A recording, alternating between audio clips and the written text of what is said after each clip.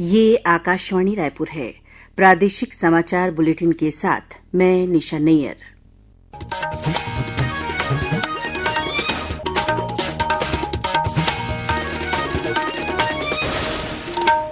और अब पेश है आज के मुख्य समाचार। प्रधानमंत्री नरेंद्र मोदी ने मन की बात कार्यक्रम में डिजिटल अरेस्ट के बारे में चिंता व्यक्त करते हुए कहा कि ऐसी धोखाधड़ी रोकने के लिए सभी जांच एजेंसियां मिलकर काम कर रही हैं। श्री मोदी ने मन की बात कार्यक्रम में राज्य के नारायणपुर जिले के लोक कलाकार बुटलू राम माथरा का जिक्र करते हुए लोक कला के संरक्षण के लिए उनके प्रयासों की सराहना की। प्रधानमंत्री 29 अक्टूबर को बिलासपुर जिले के सिम्स का वर्चुअल रूप से लोकार्पण करने के साथ ही केंद्रीय योग संस्थान का शिलान्यास करेंगे। और बलरामपुर जिले में पुलिस हिरासत में स्वास्थ्य कर्मी की मौत के बाद प्रधान आरक्षक सहित 8 पुलिसकर्मियों को लाइन अटैच किया गया। अब समाचार विस्तार से। प्रधानमंत्री नरेंद्र मोदी ने डिजिटल अरेस्ट के बारे में चिंता व्यक्त की है। प्रधानमंत्री ने आज आकाशवाणी से मन की बात कार्यक्रम में कहा कि कानूनन किसी को भी डिजिटली अरेस्ट नहीं किया जा सकता है। उन्होंने स्पष्ट किया कि डिजिटल अरेस्ट के नाम पर की जा रही धोखाधड़ी को रोकने के लिए सभी जांच एजेंसियां मिलकर काम कर रही हैं। तमाम जांच एजेंसियों में तालमेल बनाने के लिए नेशनल साइबर कोऑर्डिनेशन सेंटर की स्थापना की गई है। एजेंसियों की तरफ से ऐसे फ्रॉड करने वाली हजारों वीडियो कॉलिंग आईडी को ब्लॉक किया गया है। लाखों सिम कार्ड, मोबाइल फोन और बैंक अकाउंट्स को भी ब्लॉक किया गया है। डिजिटल अरेस्ट के नाम पर हो रहे स्कैम से बचने के लिए बहुत जरूरी है हर नागरिक की जागरूकता। प्रधानमंत्री ने कहा कि हर वर्ग और आयु समूह के व्यक्ति डिजिटल अरेस्ट के शिकार हुए हैं और उन्हें भय के चलते लाखों रुपए गंवाने पड़े हैं। उन्होंने लोगों से अपील की कि वे ऐसे फर्जी कॉल आने पर भयभीत न हों। प्रधानमंत्री ने डिजिटल सुरक्षा के लिए 3 उपायों की चर्चा की। मन की बात कार्यक्रम में प्रधानमंत्री ने विश्व एनिमेशन दिवस पर भारत के एनिमेशन को दुनिया में नई क्रांति बताया। प्रधानमंत्री ने कहा कि अब एनिमेशन ऐसा उद्योग बन गया है जो अन्य उद्योगों को भी ताकत दे रहा है और वीआर टूरिज्म इसका एक उदाहरण है। प्रधानमंत्री ने आत्मनिर्भर भारत अभियान की सफलता पर प्रसन्नता व्यक्त की। उन्होंने कहा कि यह अभियान देश की सामूहिक चेतना का अंग बन गया है। कभी दुनिया में सबसे ज्यादा डिफेंस इक्विपमेंट खरीदने वाला भारत आज 85 देशों को एक्सपोर्ट भी कर रहा है। स्पेस टेक्नोलॉजी में भारत आज चंद्रमा के साउथ पोल पर पहुंचने वाला पहला देश बना है। लद्दाख के हानले में हमने एशिया की सबसे बड़ी इमेजिंग टेलीस्कोप मैस का भी उद्घाटन किया है। ये 4300 मीटर की ऊंचाई पर स्थित है। ये मेड इन इंडिया है। प्रधानमंत्री ने श्रोताओं से नवाचार और आत्मनिर्भर भारत संबंधी उदाहरण सोशल मीडिया पर साझा करने की अपील की। उन्होंने त्योहारों के इस मौसम में खरीदारी करते समय वोकल फॉर लोकल के मंत्र को ध्यान में रखने की अपील की। प्रधानमंत्री ने कहा कि इस वर्ष 2 महान नायकों सरदार पटेल और भगवान बिरसा मुंडा की 150वीं जयंती है। श्री मोदी ने इस वर्ष 31 अक्टूबर को दिवाली के अवसर पर सरदार पटेल की जयंती का भी उल्लेख किया। उन्होंने कहा कि इसके कारण रन फॉर यूनिटी इस वर्ष 31 अक्टूबर की बजाय 29 अक्टूबर को आयोजित होगी। श्री मोदी ने मन की बात कार्यक्रम में धनतेरस, दिवाली, छठ पूजा और गुरु नानक जयंती की शुभकामनाएं दी। मन की बात कार्यक्रम में प्रधानमंत्री नरेंद्र मोदी ने छत्तीसगढ़ के नारायणपुर जिले के देवगांव के लोक कलाकार बुटलू राम माथरा का भी जिक्र किया। प्रधानमंत्री ने बुटलू राम की कहानी साझा करते हुए बताया कि वे पिछले 4 दशकों से अबूझ माड़िया जनजाति की अनूठी लोक कला को बचाने और आगे बढ़ाने के लिए सतत प्रयासरत हैं। छत्तीसगढ़ में नारायणपुर के बुटलू राम माथरा जी अबूझ माड़िया जनजाति की लोक कला को संरक्षित करने में जुटे हुए 4 दशकों से वे अपने इस मिशन में लगे हुए हैं।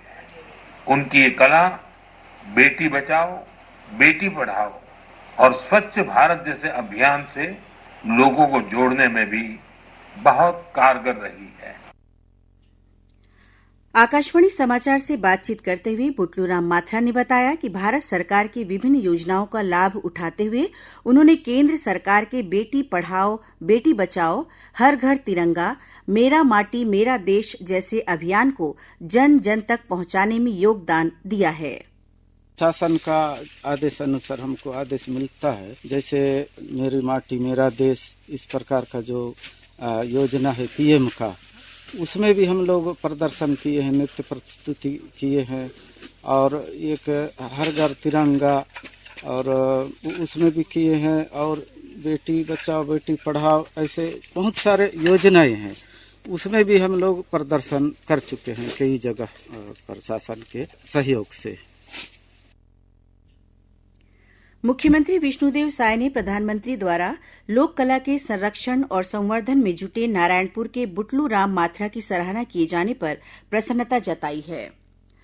प्रधानमंत्री नरेंद्र मोदी 29 अक्टूबर को वीडियो कॉन्फ्रेंसिंग के माध्यम से बिलासपुर जिले के सुपर स्पेशलिटी अस्पताल सिम्स का लोकार्पण और केंद्रीय योग तथा प्राकृतिक चिकित्सा अनुसंधान संस्थान का शिलान्यास करेंगे।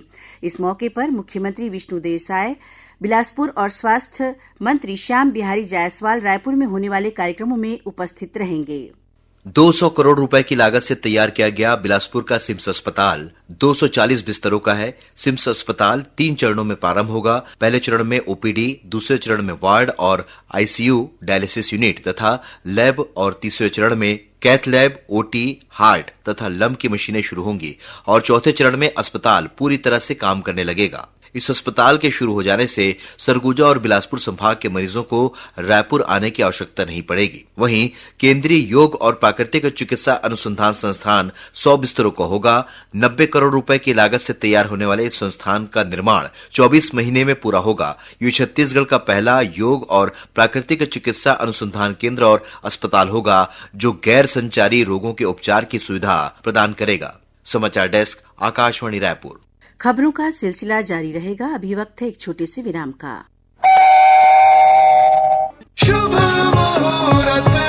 तो इस शुभ मुहूर्त हीरो लाया है HF डीलक्स पर ऐसा ऑफर जो पहले कभी नहीं मिला। सिर्फ 1999 रुपए की डाउन पेमेंट, 5.99% की बेहद कम ब्याज दर और 4500 तक के नगद डिस्काउंट के साथ भारत की पसंदीदा मोटरसाइकिल हीरो HF डीलक्स घर लाना हुआ अब और भी आसान। आज ही अपने नजदीकी हीरो शोरूम जाएं और घर लाएं अपनी नई हीरो HF डीलक्स। नियम बशर्ते लागू। प्रादेशिक समाचार आप आकाशवाणी रायपुर से सुन रहे हैं और अब आगे बढ़ते हैं बाकी के समाचारों की ओर। केंद्र सरकार ने सोशल मीडिया मंचों पर बम होने की झूठी धमकी पर नियंत्रण लगाने के लिए एक परामर्श जारी किया है। सरकार ने सोशल मीडिया के मध्यस्थों को झूठी धमकियों को तुरंत हटाने और अधिकारियों के साथ सहयोग करने के निर्देश दिए हैं। इलेक्ट्रॉनिकी और सूचना प्रौद्योगिकी मंत्रालय ने एक वक्तव्य में कहा है कि सोशल मीडिया के माध्यमों को सूचना प्रौद्योगिकी अधिनियम 2000, सूचना प्रौद्योगिकी नियम 2021 और भारतीय न्याय संहिता 2023 का पालन अवश्य करना होगा। रायपुर नगर दक्षिण उपचुनाव के लिए कल 28 अक्टूबर को नामांकन पत्रों की जांच की जाएगी। इस उपचुनाव में 46 उम्मीदवारों ने नामांकन दाखिल किए हैं। उम्मीदवार 30 अक्टूबर तक अपना नामांकन वापस ले सकेंगे। मतदान 13 नवंबर को होगा। गौरतलब है कि भारतीय जनता पार्टी ने सुनील सोनी को और कांग्रेस ने आकाश शर्मा को अपना प्रत्याशी बनाया है। बलरामपुर जिले में कथित रूप से पुलिस कस्टडी में एक एनएचएम स्वास्थ्यकर्मी की मौत के बाद पुलिस अधीक्षक ने प्रधान आरक्षक सहित 8 पुलिसकर्मियों को लाइन अटैच कर दिया है। इससे पहले इस मामले में बलरामपुर थाना में पदस्थ थाना प्रभारी और एक अन्य आरक्षक को भी निलंबित किया जा चुका है।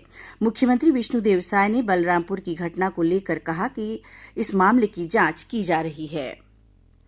नारायणपुर जिले के गारपा गांव में जन सुविधा और सुरक्षा कैंप स्थापित किया गया है। पुलिस कैंप के निरीक्षण के दौरान पुलिस अधीक्षक प्रभात कुमार और एसडीएम वासु जैन ने ग्रामीणों और स्कूली बच्चों से मुलाकात की। इस दौरान उन्होंने ग्रामीणों की समस्याओं को सुना और जल्द से जल्द निराकरण करने का आश्वासन दिया। साथ ही गांव के पुराने स्कूल, ग्राम पंचायत भवन, अस्पताल और अन्य शासकीय सभी भवनों को भी जल्द दुरुस्त कराने की बात कही। पुलिस अधीक्षक ने कहा कि इस कैंप के खुलने से क्षेत्र में माओवादी विरोधी अभियान के क्रियान्वयन के साथ विकास कार्यों में भी मदद मिलेगी।